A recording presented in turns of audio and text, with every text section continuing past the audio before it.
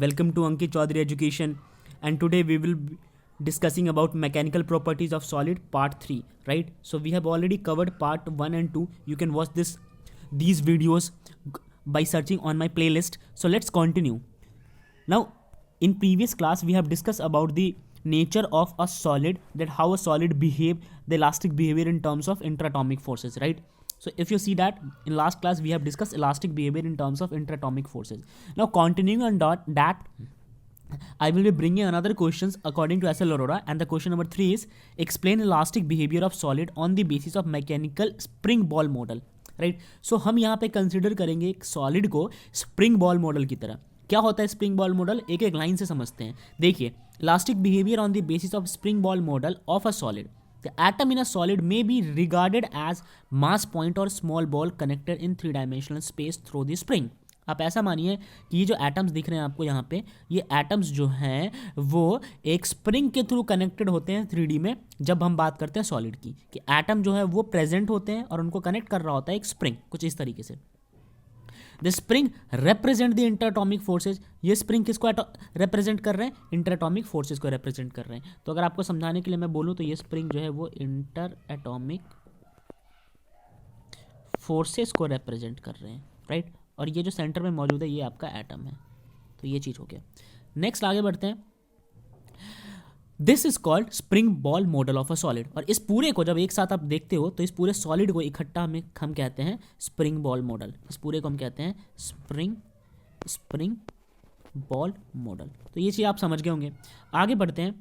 आगे देखिए, normally the ball occupy the position of minimum potential energy और zero इंटरएटॉमिक forces. ये बहुत इंपॉर्टेंट लाइन है.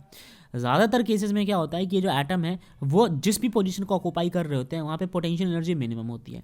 अब अगर पोटेंशियल एनर्जी इनकी मिनिमम है तो इनका डिस्टेंस मैक्सिमम होगा, ठीक है. अगर पोटेंशियल एनर्जी मिनिमम है तो डिस्टेंस मैक्सिमम, राइट. ये चीज़ हमेशा याद रखना.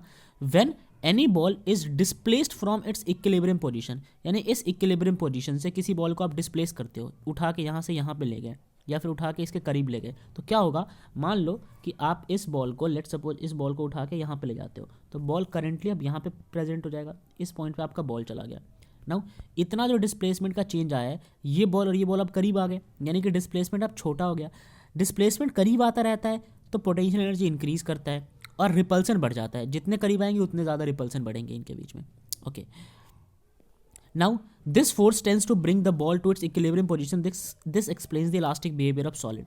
नाउ होगा क्या कि जब आप इसको यहाँ से उठा के यहाँ पे लेके चले गए ना, यहाँ से उठा के यहाँ पे लेके चले गए, तो इनके बीच में रिपल्सन हो जाएगा. अब ये रिपल्सन ये कोशिश करेगा कि इसको वापस उसी पोजीशन पे भेज दूँ, इसको वापस उसी पोजीशन पे भेज दूँ जिस पोजीशन पे ये पहले था. और मान लीजिए कि इसको उठा के यहाँ से यहाँ तक ले जाते हैं, इसकी डिस्प्लेसमेंट आपने बढ़ा दी. जस्ट फॉर इंस्टेंस, अगर आपने इस बॉल को उठा के यहाँ पे रख दिया, ठीक है, इस पोजीशन पे आप इस बॉल को रख देते हैं, तो क्या होगा? तब ये इतना ज़्यादा डिस्प्लेसमेंट आ जाएगा. डिस्प्लेसमेंट को ध्यान से देखो, डिस्प्लेसमेंट अब बढ़ गया, ये आ गया इसका नया डिस्प्लेसमेंट, राइट. ये पूरा इस बॉल के अकॉर्डिंग डिस्प्लेसमेंट ये हो गया. तो पहले डिस्प्लेसमेंट क्या था?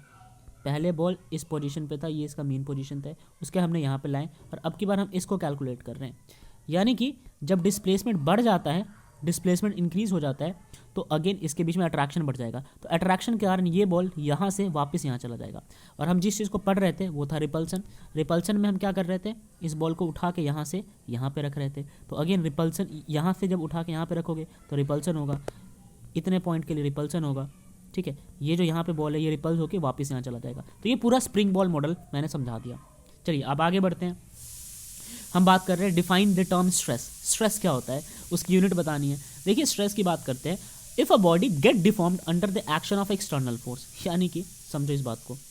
अगर मान लो यहाँ पे मैं कुछ ड्रॉ करता हूँ, लेट सपोज ये एक बॉडी है, ठीक है, और आप यहाँ से कोई एक्सटर्नल फोर्स लगाते हो, आपने लगा दिया यहाँ पे एक्सटर्नल फोर्स, राइट. तो आपके एक्सटर्नल फोर्स की वजह से, इसको ठीक से लिखते हैं, ओके, आपके एक्सटर्नल फोर्स की वजह से, आपका एक्सटर्नल फोर्स क्या होता है?